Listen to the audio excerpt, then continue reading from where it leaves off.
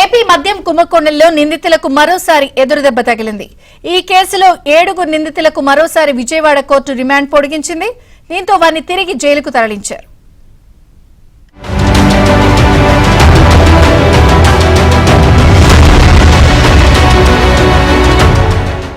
AP liquor scam కేసులో నిందితుల remand ను విజయవాడ కోర్టు పొడిగించింది.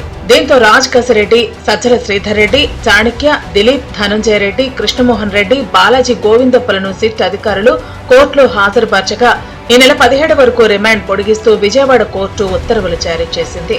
అయితే లిక్కర్ కేసు నిందితుల రిమాండ్ పొడిగింపు సమయంలో వైసీపీ నేతలు నిందితుల న్యాయవాదులను ఉద్దేశించి సీబీఐ కోర్టు న్యాయాధికారి సీతారామకృష్ణారావు కీలక వ్యాఖ్యలు చేశారు. కోర్టుకు వచ్చిన నిందితుల కోసం వారి కుటుంబ సభ్యులు, వైసీపీ నాయకులు తరలివచ్చారు.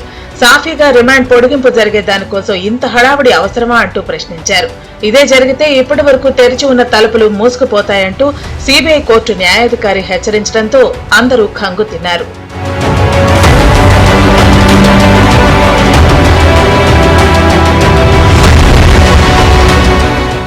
జైలు నుంచి కోర్టుకు వచ్చిన తర్వాత కేసులో ప్రధాన సూత్రధారి కసిరెడ్డి కోర్టులో ఉన్న ఓ ఎస్ఐ పట్ల దురుసుగా వ్యవహరించాడు. 7 నిందితులను 3వ అంతస్తులో సీబీఐ కోర్టు వద్దకు ఎస్కార్ట్ సిబ్బంది తీసుకొచ్చారు. వారితో మాట్లాడడానికి కుటుంబ సభ్యులు వచ్చారు. వారు కాకుండా వైసీపీ నాయకులు చాలా మంది వచ్చారు.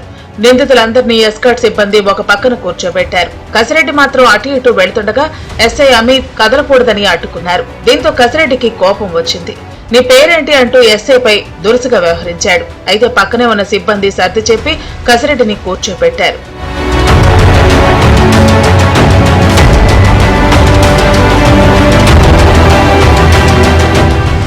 ఈ 4 చుట్టూనే మద్యం వ్యవహారం మొత్తం నడిచినట్లు ఇప్పటికే సిట్ అధికారులు నిర్ధారణకు వచ్చారు. వీరి వెనుక ఉన్న అసలు బాస్ ఎవరున్నారనే దానిపై నిర్ధారణకు వచ్చిన సిట్ అతనికి సంబంధించిన వివరాలను సేకరించే పనిలో ఉన్నట్లు తెలుస్తోంది. ఈ పరిణామాల నేపథ్యంలో మరో వారం 10 రోజుల్లోనే మద్యం కుంభకోణం కేసుకు సంబంధించి మరిన్ని అరెస్టులు జరిగే అవకాశాలున్నట్లు సమాచారం. ప్రస్తుతం వీరి రిమాండ్ ముగియడంతో కోర్టులో హాజరుపరచగా 17 వరకు రిమాండ్ పొడిగిస్తూ కోర్టు ఉత్తర్వులు ఇచ్చింది. దీంతో ఈ 7 నిందితులను సిట్ అధికారులు తిరిగి విజయవాడ జిల్లా జైలుకు తరలించారు.